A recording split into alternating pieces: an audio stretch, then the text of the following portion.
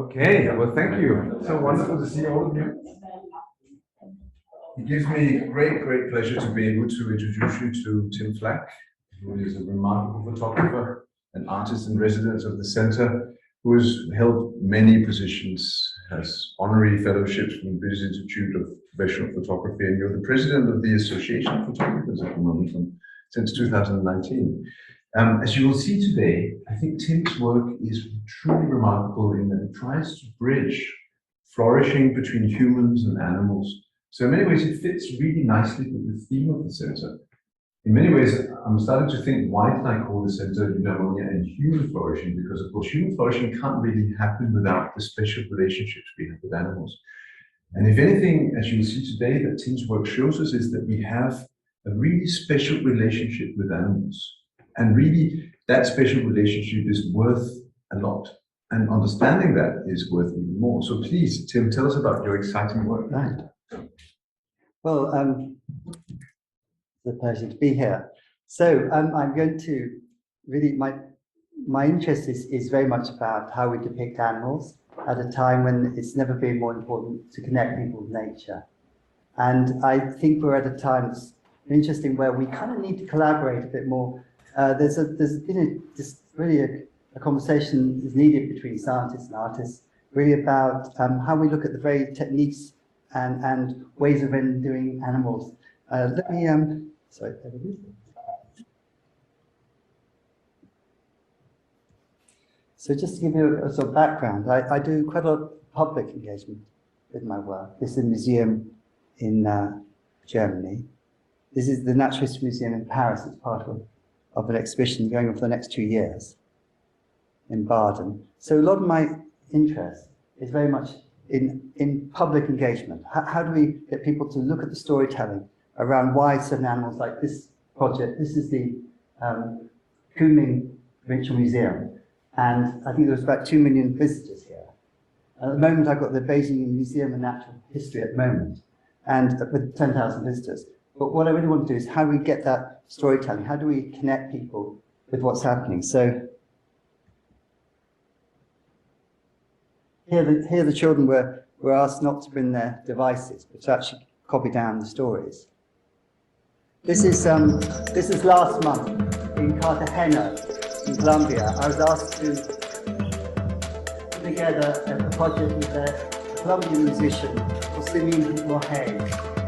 And we're also part of the conference against the illegal wildlife trade that was happening at the time.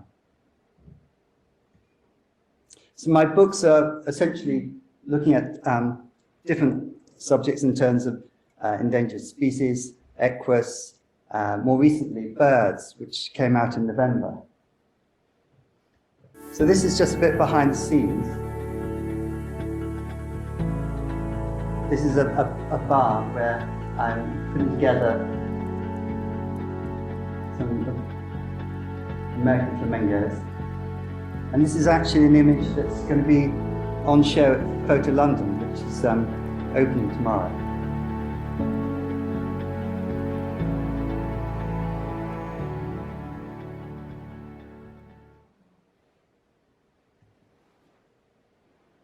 And this is also from my recent book, Birds. These are Gento penguins, and it was one of the few shots that came about because of the pandemic, because they had to close to the public, and they allowed me to go in there and bring up some flashes. And these guys are going 22 miles an hour. They're the fastest of all the penguins.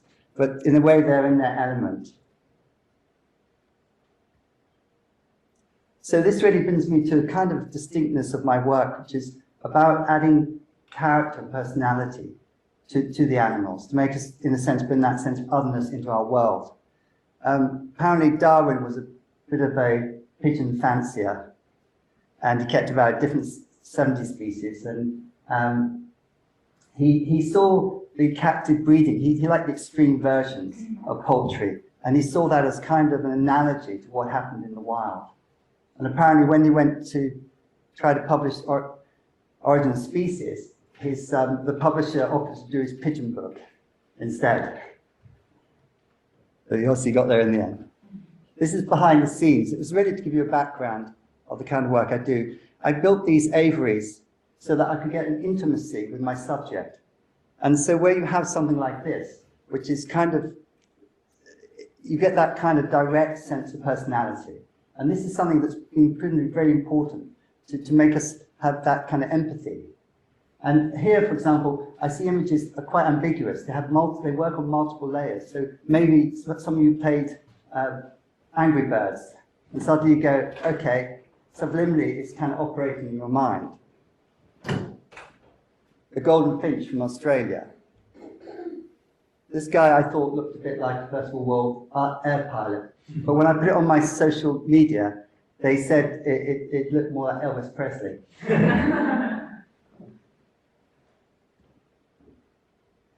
The Taco Toucan. And this guy, who's sporting a serious handlebar moustache, is actually, in the bird world, that's a very sexy thing. Apparently, the bigger your moustache, the more attractive you are. This guy comes from Peru, and called Inca. So I've really always been fascinated by symbolism, the layering of it. So what we have here, you look at this, you think of bats. I think Nagel talked about how it's to be like a bat, but also the sort of idea of you've got good bat, putting the fear, Batman, putting the fear of God into the criminal world. At another level, you've got Dracula, blood-sucking vampire.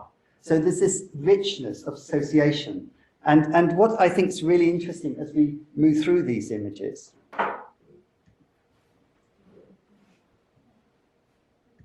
is I suspect not many of you tried to turn them the other way up. That we entertain them the wrong way up because that's how we're used to eyes being above the feet. And a lot of perception is interesting that way, the way we have slippage between the meanings. So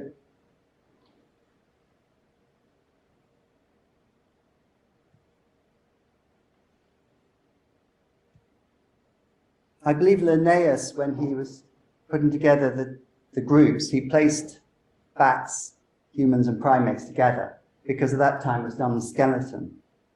And these guys have a remarkably human skeleton. You can almost see the hands.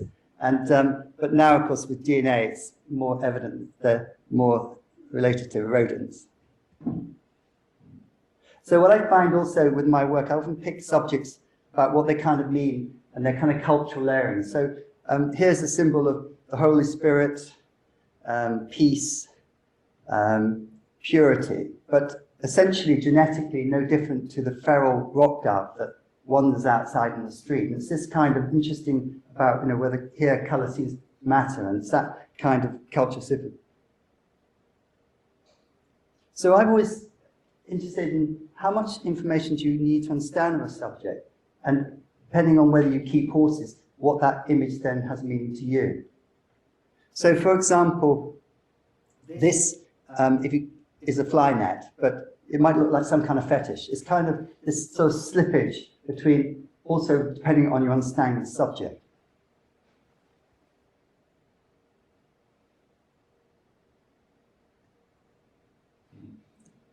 So is this horse going into a boxing ring? But actually it's recovering from from anesthesia. So it's been anesthetized, and so it's coming around, and it's a head protector. But I love this kind of movement and slippage, and it's something I want to explore.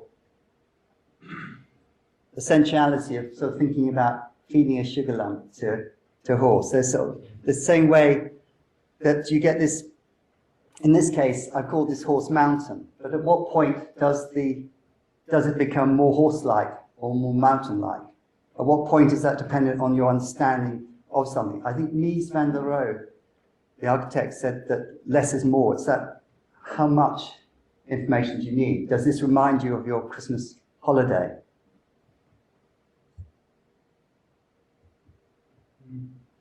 An image like this can be quite disturbing. It's ambiguous. Is the animal smiling? What is this kind of almost plastic eye that's not quite formed? The day 85 horse embryo.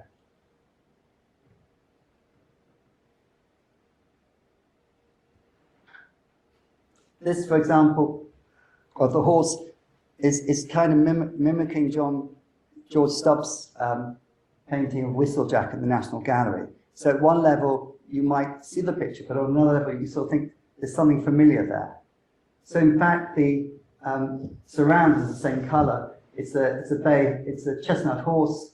It's got a scalera white eye, and it's that slippage. I photographed this in Ajman at a royal yard. And so what I've done is use light to again play with the ambiguity of it almost becoming like a picture within a picture. But actually, it is a real space. It's the stables of the horse looking out.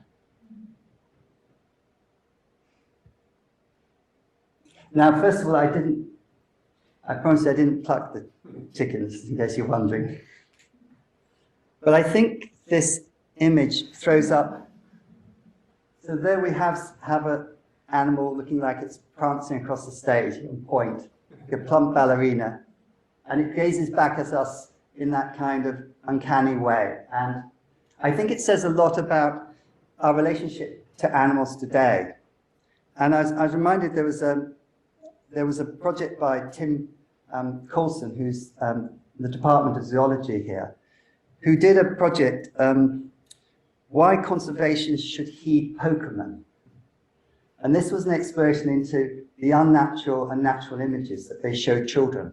So they took 4 to 11-year-olds, and they presented them from a group of 150 cards, about a dozen cards, and they asked them to identify the Pokémon characters and the British wildlife. Unfortunately, the Pokémon characters did better. They recognized more of them than the British wildlife. So it's this sort of time that we're in where clearly there is this dislocation at a time when we have to explore the questions of how we connect people. I was reading up something about American children between 4 and 7-year-olds, that some of them didn't know whether chips came from animals or whether chicken nuggets were from animals. I mean, this is quite worrying. So this really brings me on to something. When I was doing my book, Endangered, I started to really look to social scientists as to how they've been exploring questions around wildlife imagery. There'd been a long time kind of investment in the environmental movement about the need to kind of, that was very romanticized. It often presented a kind of mythology of animals in a distant non-human world.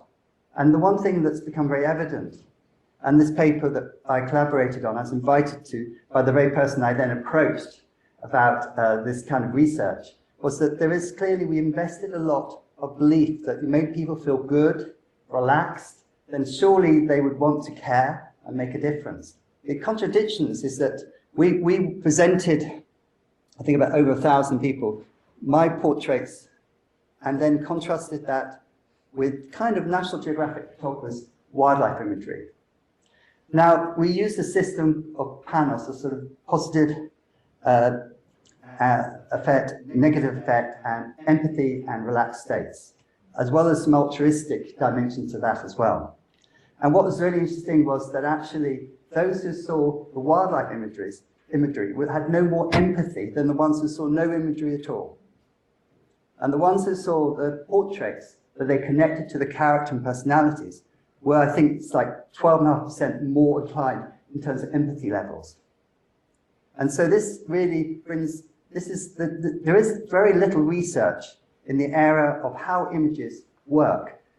There's at Martin House here in Oxford, Diego Vaticimi has been doing a scope review with Claire McNulty for National Geographic and some others as to what papers have been written in relation to imagery, depiction and conservation. And their general conclusion is there's very, very little. Now it seems extraordinary when we're at a time when it's never been more important for us to understand the natural world, to know how to depict it and how to get pro-environmental outcomes. It seems extraordinary that this is an area that will determine our future. If we want a planet, a perpetual planet system that's not just inherited by cockroaches, then I think we definitely need to, in a sense, see that as a very important best area of inquiry. So I think that any area where science and scientists and artists come together to explore the very mechanism of perception is incredibly vital at this time.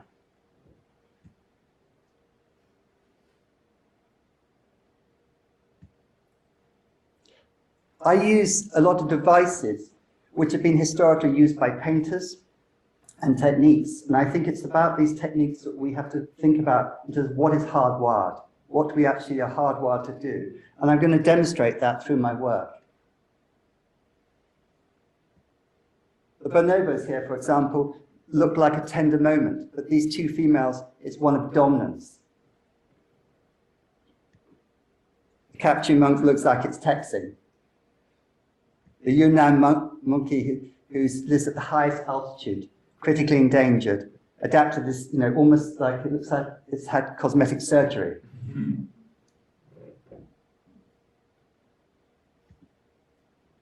So when we look at this image, at one level it's familiar, and yet it's not familiar. I'd be surprised if many of you could name this particular tamarin. It's a pie tamarin from its original habitat is Manaus, which is now the capital of the Amazon, and is actually effectively being concreted out. So why say that this animal is something that is both familiar and unfamiliar? If I said Yoda, instant recognition. So how can it be that a science fiction character can actually trump effectively the actuality of the animal itself? And it's one of the conundrums we're in between the virtue and the actuality. I often use gestures and body languages that kind of mimic the kind of, you might say, almost fragile kind of vulnerability. Here we have a shafaka named from Madagascar, named after the sound it makes, shafaka. Here, cross-legged, could be a child in an assembly room. And this is an area, of course, which I know Morton himself is very interested in, which is this idea of cuteness. How are we wired? I know we had a discussion about the fact that if we're going to kind of communicate with the egotist and not just the altruist. So the altruist, if there's something on polar bears and rummaging around in dustbins and everyone goes, this is horrendous, and they tick it. Well, that's kind of, you're converted.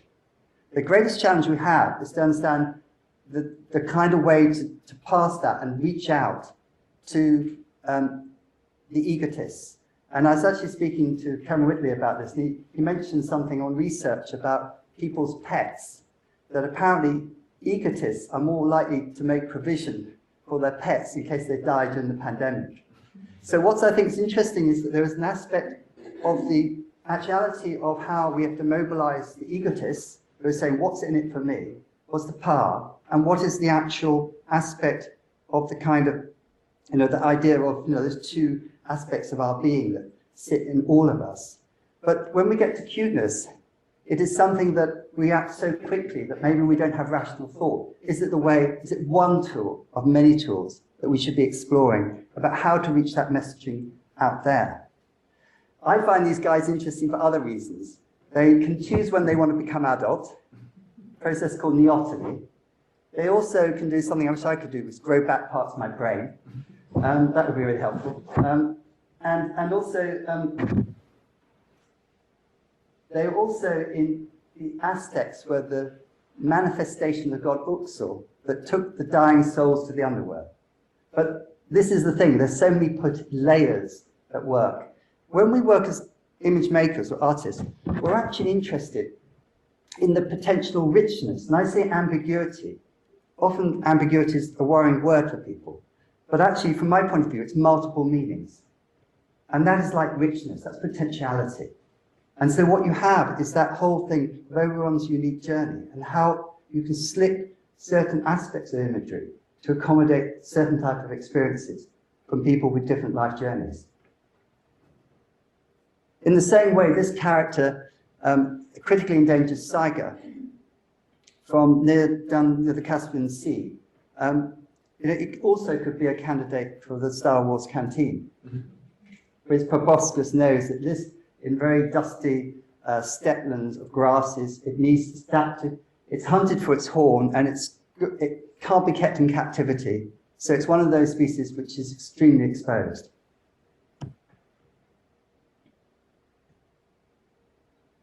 So I was really speaking about this idea of the questions around traditional wildlife imagery, I wasn't suggesting that it isn't really critical, but that in fact, that maybe a type of approach which is anthropomorphic, social scientists describe it as a kind of critical anthropomorphism. That is, it's issue-orientated conservation photography, where its aim is to move something. That its role might be attention grabbing. So they reckon when we look at digital data, maybe 6-8 seconds we give max to looking at something. That's not many fixation points. Or even an art gallery when we're really interested, maybe 14 seconds. It's not very long. So to grab attention, to make it something relatable, personal, to have character is vital. When we take wildlife imagery, its role as kind of educator around environmental issues is still very important.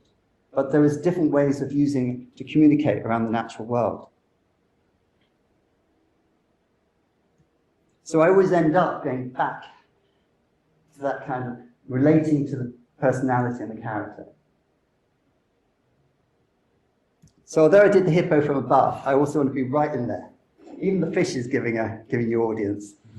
It's difficult to see it here.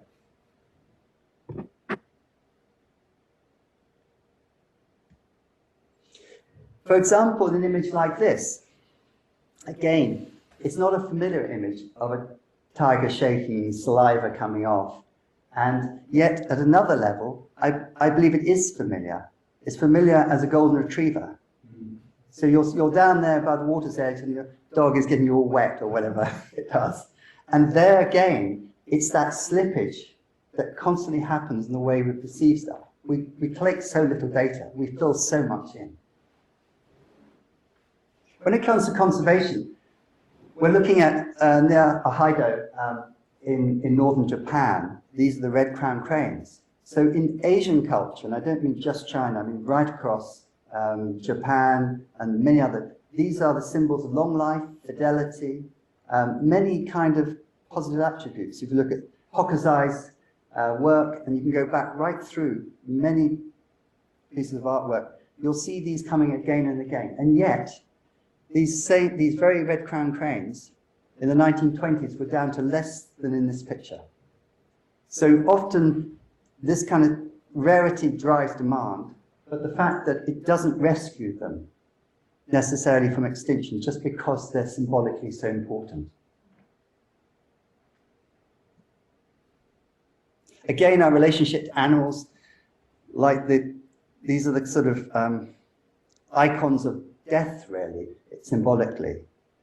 But they're actually nature's cleaners, and they can manage anthrax, but not our poisons. This is in the Masamara. So metaphors. The use of bifluorescence, you think of Life of Pi, Avatar, constantly when we go back to thinking about what do we symbolize life force, we often use bifluorescence. And I'm at the moment trying to figure out how am I going to make soil, which is my next book, how do I make soil charismatic? How do I actually, they talk about soil blindness. So the challenge is, do I go above the ground a bit just to help things along? Do I then use the poetic? Do I use the metaphors of the language that have been established in all those animation films and everything of bifluorescence? So how do I use the coding to actually expand the experience and the relatability?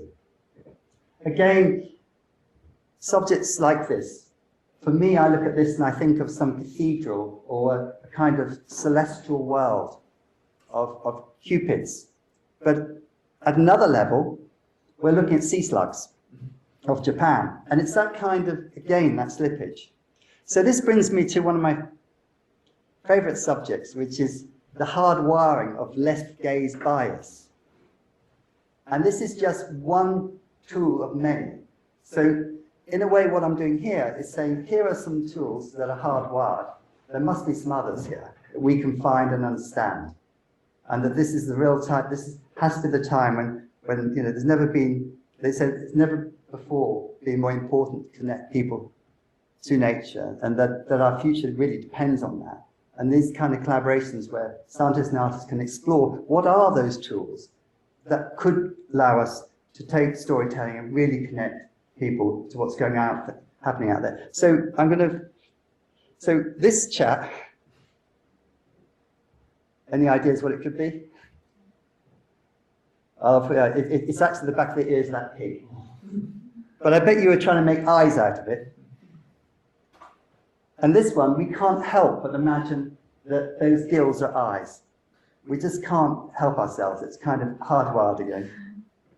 Now, this is my shot from my dog book, Hungarian Pulley, caught in mid-jump. So I think you'd all agree it looks symmetrical. It's quite diamond shaped. So now it's not diamond shaped, and all I've done is flipped it. Now what I want to discuss is why is it that you flip something that looks symmetrical, and now it doesn't look symmetrical? I can go through that again if you're not sure. And actually on this one, I was tempted to put a handle up here. I call it mop, so. Now I'm going to give you a moment to look at this. I appreciate in this room it's quite difficult with the light to see it in detail. Now I can be pretty confident that not many of you found the window in the upper right-hand corner yet. In fact, it takes a while. And that's because I can predict the edges you go to, the way that you navigate through the picture, and that it's pretty, how can I say, consistent. This is from my dog's book as well. I released about 35 pheasants. I thought they were quite slow birds, but I tell you what, they shift. And most of them went in the wrong direction. But this one, but these guys, anyway, this one down here in the bottom right, I bet you haven't found him. And again, it's this way we navigate. I want to, in a sense, explain the kind of wiring that seems to be hardwired into our perception. And so here this is illustration loaned to me by Kum Gao at Lincoln University, a cognitive neuroscientist. And his interest is in animal cognition. But I think his research has a lot of implication to image making and communication through imagery. So here we have infants, and if the graph that's the dark grey one indicates the bias. Oh, sorry, I've got this one way around. Bear with me a moment. There we go, infants. The infants are hardwired to have a preference to go to the right hemiface, or camera right, we would say. So camera left as a photographer, the grey. That there's a dominance irrespective of whether it's an inanimate object or a human face. So this is month-old infants. Now adults have a definite preference on faces to go 75% to one side. This has quite a lot of implications in design and art, and I think in many other areas. And this is what I want to touch on. So out of interest, I just found this amusing. These are dogs, and dogs tend to do it to humans, look to one side of the face, but they don't do it to dogs. And interesting, they do it to human faces when they're upside down. I guess when they're being tickled, they've got to figure out how the owners react, the reactions of the owner. Now I know that the general thought is that it's linked to facial recognition, and that the dominance on the right hemisphere is switching us to one side. Irrespective of that point, my interest is actually how it means that we're hardwired to look at things in a certain way. It influences everything around us. The clothes we wear, the design, the cars, they're all influenced by those tendencies.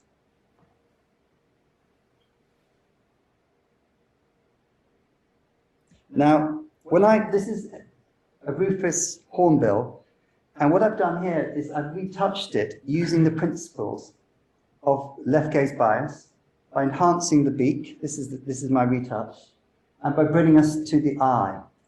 So I can actually make the image become more empathetic, that you actually connect to the character by simply managing the edges. Now, artists have been doing this for hundreds of years. It's just, and here we are, a mandrill.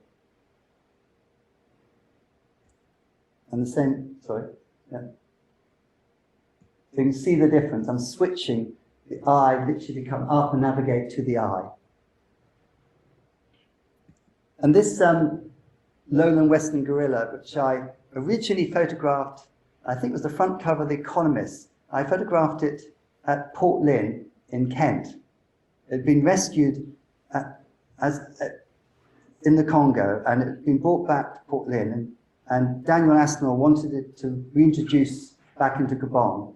So I spent 2 weeks tracking down Jala, finally caught up, and I'm on a boat. You can see the reflections. Now, this is the raw file. What I've done is I've just added an extra bit of water in there, which navigates you to camera left. And what happens, apparently, is when we go camera left, to the right, we spend longer there, but we're also emotionally charged by the experience more. And that's why when I'm going to show iconic works of art, you'll see the same characteristics displayed in pretty much everything that emerges culturally, shares certain structures such as that. Now, the corn sweet illusion I want to introduce because it's another kind of element where gradations, we just can't seem to see tones that travel gradually across the plane. What you're looking at here is that only the center and about a quarter of the way out is actually, one is darkened and one is lightened. This square here on the right and left are the same value. I'm going to show it here, it's a bit easier. This is in a landscape, so it looks even more accentuated. It's very hard to imagine that the grey square at the top, this is by Dale Purvis, and one at the bottom are actually the same value. The only thing that's different is the edges where they meet. And this is to do with the way that we depend so much on edges to assimilate information. I'll demonstrate that. Now, the implications as an artist, of course, is you can literally make things look darker or lighter, even when they're not. You can actually manage where the eye flows by understanding how edges are so important to construction of pictures. So there are many tools that are used by artists. And what I'm really saying is that I believe that we have to really examine the techniques to see how we can use them in a sense against the greatest challenges we face. Margaret Livingston, who's published a book very much on art and science, looking at how artists have used these mechanisms, superbly articulates a lot of these structures. This picture is the anatomy lesson, Nicholas Troop, and it's by Rembrandt. It's very dark because I've already darkened it, so in this room it's quite hard to view. But what's interesting is you notice there's a staggering, the lappet, which is this sort of white thing around his neck, is actually so bright on that side. And then it gradates off. And this structure is what he uses in a lot of his work. So there's the actual picture. Now, the reason I did that is it's almost impossible to read it unless you're really tuned in, looking at these kind of pictures. So I apply that. Here's my spectacle owl from Colombia, and I've darkened it, and that is using masks. It's quite hard to see here, but actually is based on similar idea of gradations. In fact, we can't see gradations, but only sudden changes.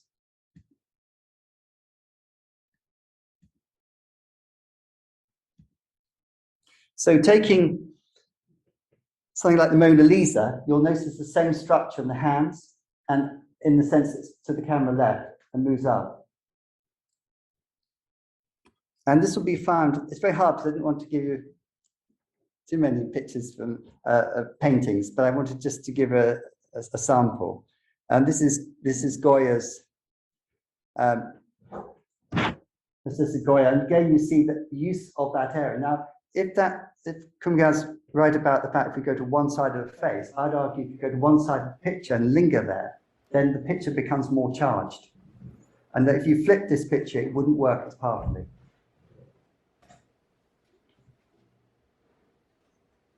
This is Delacroix's. Again, the use of the structure in the bottom left, bringing you up through in and navigating around the picture. So what I'm suggesting and what I showed earlier was first fixation point tends to be, if it's on camera left, then it's more charged and it moves you around the picture. It doesn't really matter whether it's Asian art, in the case of Hokusai's Wave. It's the similar structure that is playing out.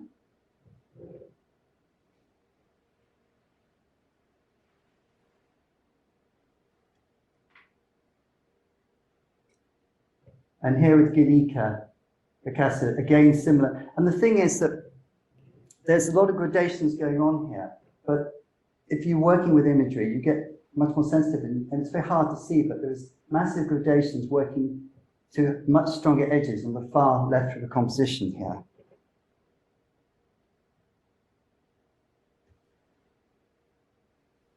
Dorothy Lang, she was criticized. This is probably the most famous picture from the Great Depression in America. Dorothy Lang's picture here. She was criticized for taking information out of the camera right-hand side of the frame. But again, what she's done is she's managed the tones and lightened the hand beyond its natural tone to bring you up to the face. So really, it brings a question about what pictures punch our consciousness. So Roland Barthes spoke about this idea of the punctum. This is the idea that certain details touch your heart and mind. I suppose the studio where you kind of just take it in, but you're not touched by it. This picture of Nick Hughes was to change the course of the war back in Vietnam, taken from 1972. And that, again, even though the shot still has the person in the white shirt to the side, which draws you around. So the structure is constantly playing out. This picture taken in the Democratic Republic of Congo by Brent Sturton, again, has similar structure. The arm is white, the figure's at the top. And this plays out in many of the most iconic pictures. So what I'm trying to say is, what makes pictures iconic? What is it that's pattern that's constantly there?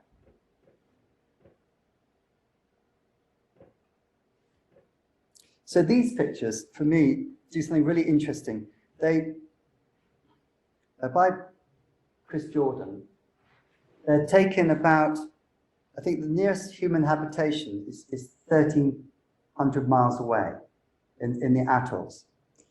It's an area where the albatrosses breed, and effectively the parents bring these plastics and they die out as a consequence of the plastics that they pick up. And what makes this interesting is this thing about relatability. You see the plastic top that could be in your fridge when you open it. It's that relatability. It's that making something that's distant partly very real. And I think this is a very important thing about actually making things relatable, making nature personal.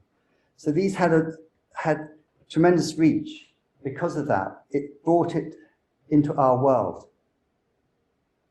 Now, this image on the Turkish coast from the Syrian crisis of a Kurdish 2-year-old boy that drowned. The question is, what was it about this particular image that was to overnight almost change the Cameron's view on how many Syrian refugees were to come into the country? Merkel, the Canadian president, they all reacted to this particular picture. And I would say that it's because of certain very small details, like the Velcro's shoe just being loose there. And that if you have a child, you can relate to that child going to kindergarten. You can relate to the experience of the vulnerability. It's the relatability. I would argue that if we're going to, in a sense, tell those stories that need to be understood into the cultural space, take science and certain storytelling into the cultural space, we need to figure out how to do that most powerfully.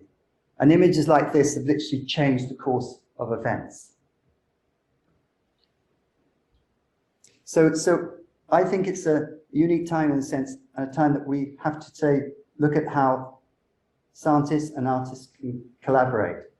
how in the sense that artists like myself feel that we can work on the kind of emotional level, but what we've got to do in a sense is within an interdisciplinary context, but also a transdisciplinary research, figure out how to bring all those tools together, how to figure out what the consensus is and what needs to be communicated, that they are issue-orientated. I think art that's just there as a kind of existentialist experience is not enough. We have to have issues-orientated approach to communication, and that artists have often historically, there's been a lot of influence in photography through things like new typographics that believe that art couldn't have function. I would argue that we don't have the luxury for those kind of debates. We have to look at what the issues are, how we connect that experience, how we move it into the cultural space where people can act on it, and how we can work together to explore those mechanisms. That is all the images I have to show. I'm very happy to field some questions.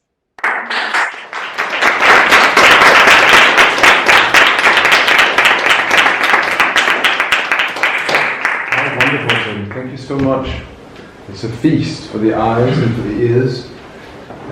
Do we have questions from the room? Perhaps somebody would like to ask a question. I'll just check who is online and who might want to ask a question. Anybody? There's a question.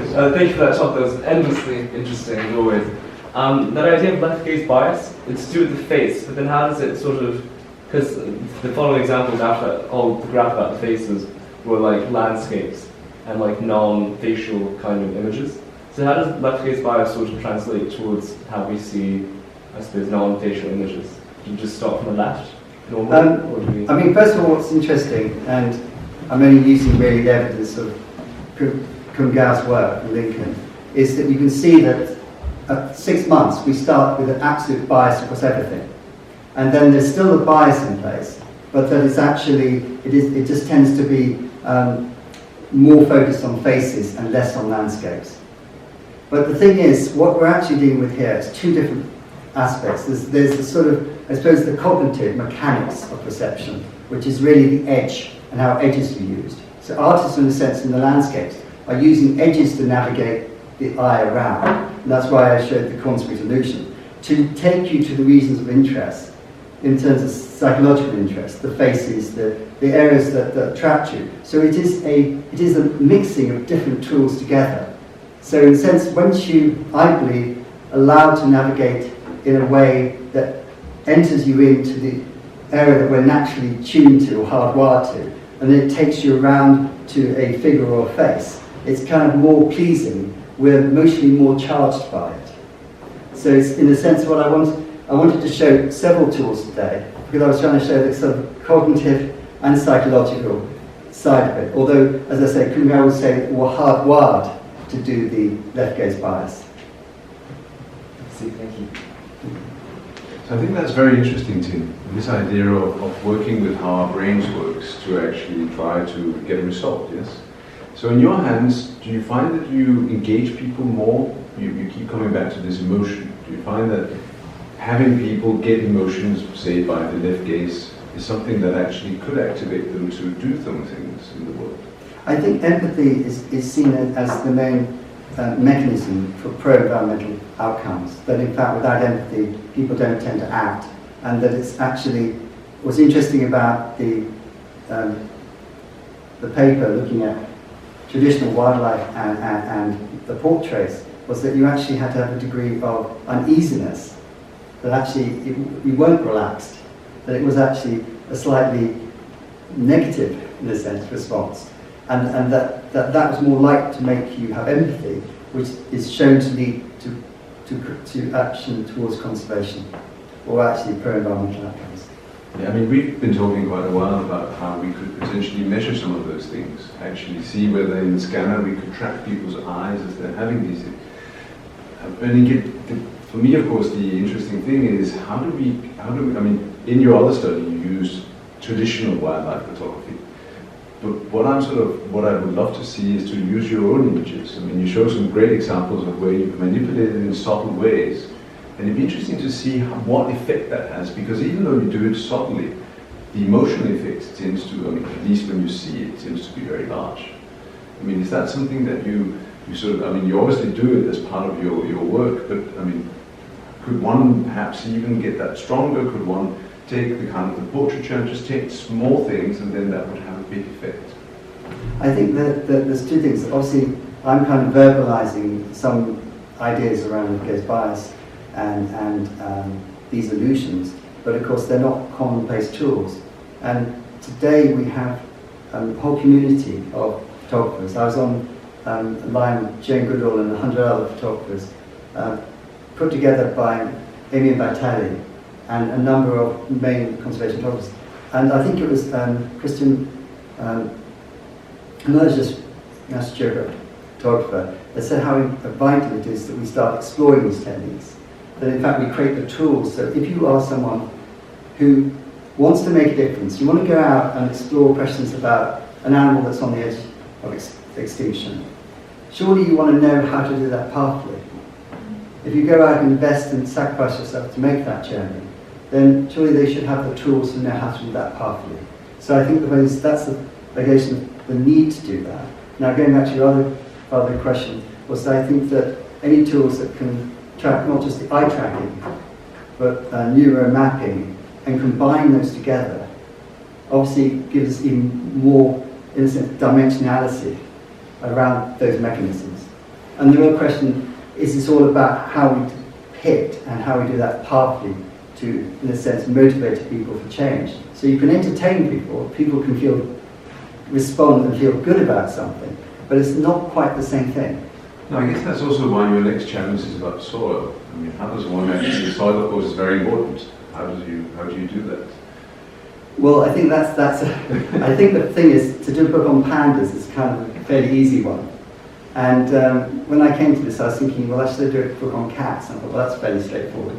I think that's part of the reason why we have to examine it, because we know that for humanity's future, understanding soil and taking, in a sense, making it charismatic, make people actually relate to the stories in kind of in the halls of Westminster or in other spaces might be vital to policy changes. To be able to get, because we kind of know that the topsoil is being destroyed. We kind of know it's not good. It's supposed to be like smoking. You kind of know another pack of cigarettes, well, I'm not going to die this week. It's kind of, we've got all these challenges. We're not very good at immediate responses, are we? So immediate we're good at, but not long term.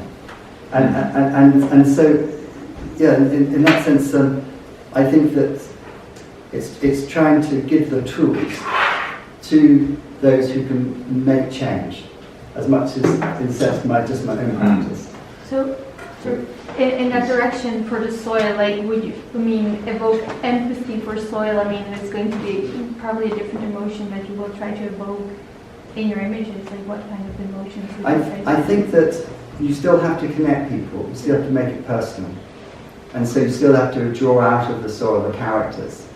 The thing is that the stories might be really powerful, and I know that they are very powerful when you get into soil and the interrelationships between the fauna there. It's extraordinary.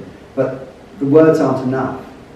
I think it was George Shuller said, you can do the best science in the world, but it's not very relevant unless emotions involved. It's that kind of, we know that it's kind of taking something that we already know, but how do you reach that in the hearts and minds of people?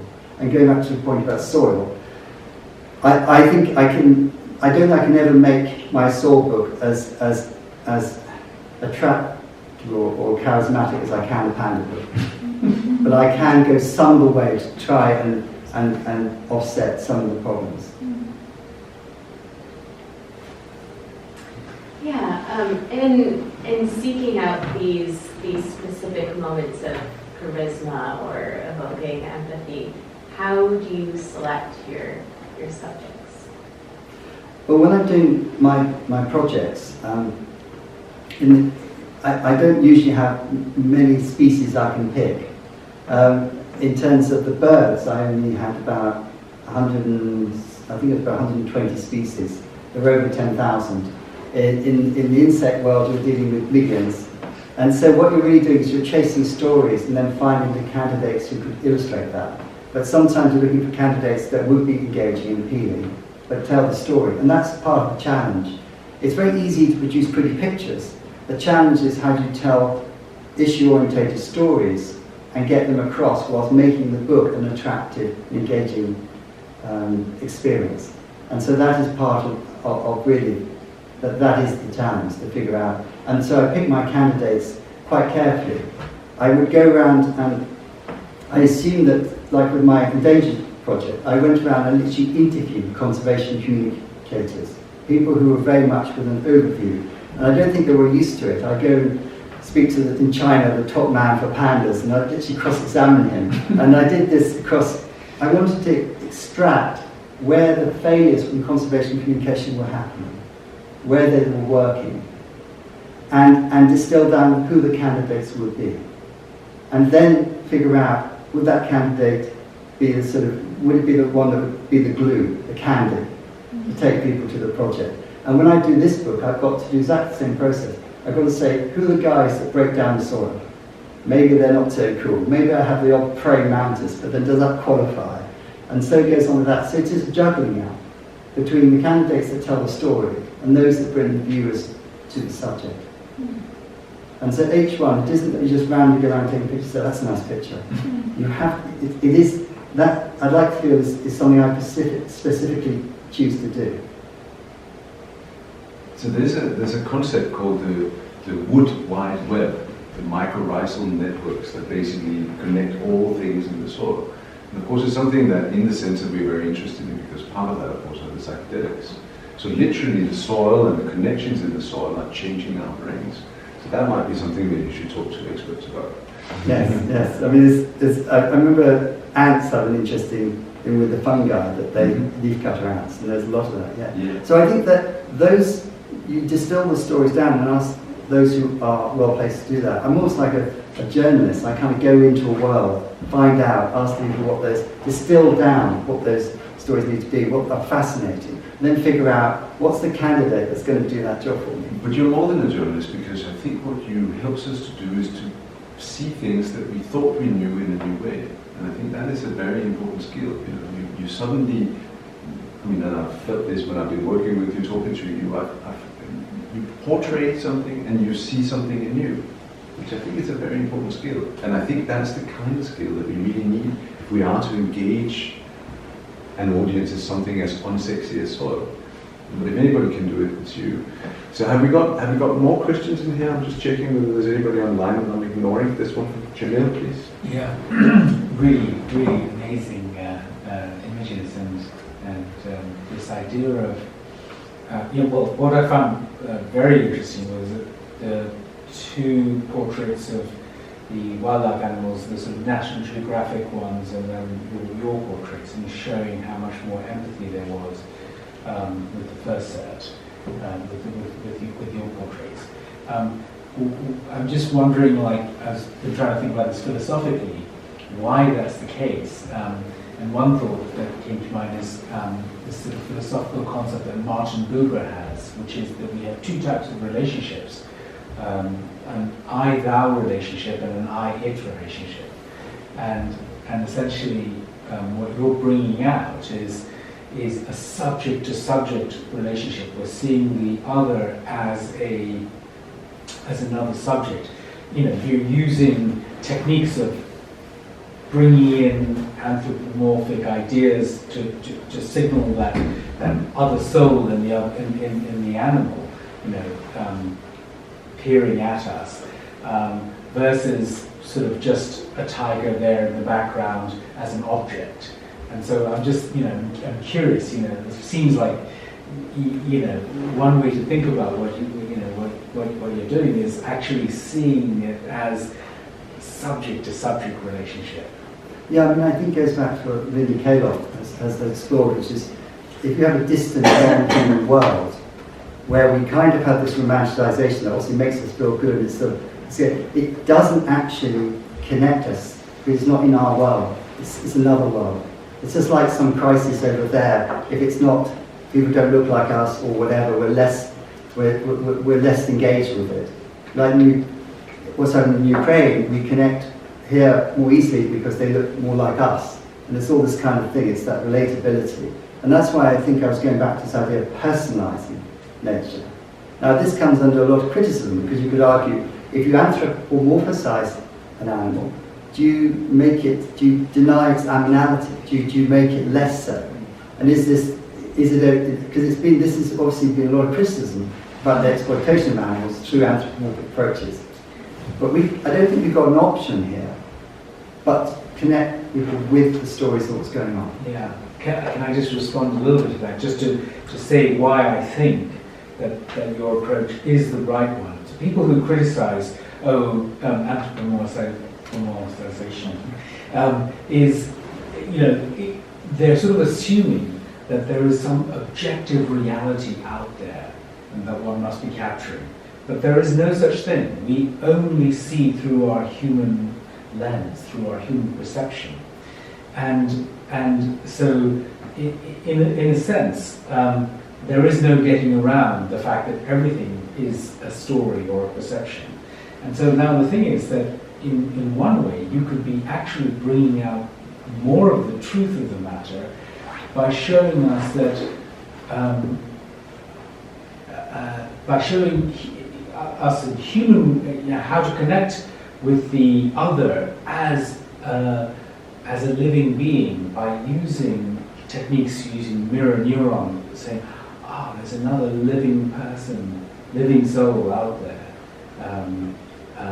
like me, who has emotions like me. But this idea of the sentient being is really interesting because there was definitely a change in culture. I was rather surprised when I heard the chief of police in Colombia talk about sentient animals, and they were talking about control, because they were discussing transport controls were being brought in to examine. But the idea of the sentient being, and of course what we're really doing is anthropocentrism, the inevitable aspect of us having to procreate things as human and expanding it out, and that relatability that comes with that. Yes, I was going to say, in a sense, this whole framing it as anthropomorphizing is in a sense wrong, because it's assuming that humans are the ones who are characterized by having sentience and consciousness. But animals have sentience being as well, have consciousness. Well, yes. Absolutely. And recognizing that shouldn't be like criticized as ascribing them human features. It's just recognizing actual features that they have, that they share with humans. I remember having a discussion with John Holloway about this, that she's the interspecies, talking about this whole idea of kingship, that we're all part of the species, and that she was discussing about the test, the looking in the mirror with the gorilla. And I recently did a project for Scientific American where we blindfolded a raven and a magpie, and then we blindfolded them with the cap and put something underneath their bill, and then put them in front of a mirror remotely, and took the blindfold off and saw if they could see the sticker underneath their beak, and they did. So this is about consciousness, recognizing themselves in the mirror.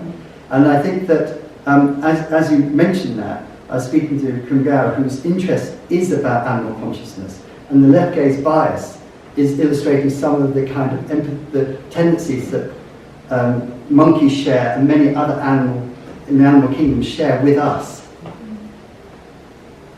I think there's a great point. There's a question online from Maya. Maya, would you like to turn your camera on and ask the question? Yeah, sure. Can you see me and hear me? I can see you. Okay, good. Hello, Tim. Hello. Thank you first for a great talk and images. So maybe turning the discussion a bit in a different direction into sort of the potentials of photography in research and sort of environmental science, more in that direction. So what do you think of sort of using photo voice research methods where you actually sort of go and train people in sort of basic principles of photography and then equip them with cameras, send them out into nature to take photos, and then use that not only as data but also to connect people with that actual environment, and hopefully get a greater sense of ownership and stewardship. Well, I think that's really interesting. There's a charity called Photo Voice. Is that Yeah. you're familiar with that? And that is exactly, it was a number of Magnum photographers that put a charity together to encourage people to go out in different parts of the world and have a voice through the camera. And I think that you could definitely apply that kind of approach that Photo Voice has done with the natural world. And I believe that there have been a number of projects similar that have started that process. But of course, we really need a cultural shift, a seismic shift in the way that we encourage people to engage with nature. I mean, my point about why conservationists need to heed Pokemon was really the extraordinary separation that we're having, and the fact that we're stuck in sometimes these virtual worlds where we don't have that sense of engagement we historically would have had. Great. Thank you. Great question. So have we got any more questions online or here? Mr. Chairman, may I ask a question? Of course, please do. Afzal here. Hello, Anton. Good to see you virtually. Excellent presentation, very informative, very educational, very inspiring. Once you take an animal out of its natural habitat, you don't expect that animal to behave in a natural way. For example, if you take an animal out of its natural habitat into your studio, all those images you're trying to analyze would indicate unnatural behavior. Well, I think firstly, all my birds were captively bred, so that's not really taking. I wouldn't consider taking wild animals and bring them into my studio in any case. And most of the animals I showed you looked like they were in the studio, but many of them weren't. So I think your point is, how can you have natural behaviour? Well, for a captively bred bird, that's a very different situation.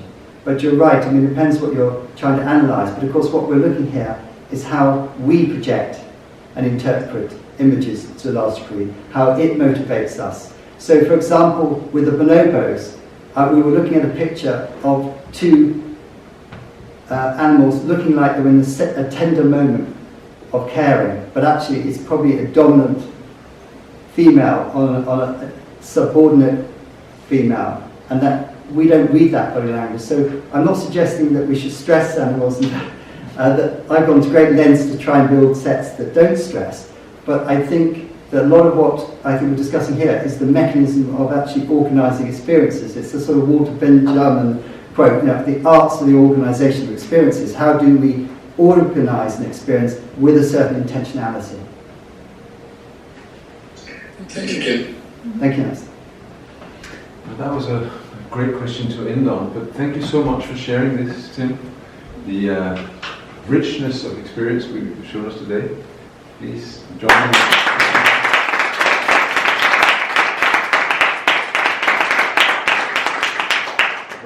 For those of you who feel like it, we could join Tim to have some refreshments in the center in a moment.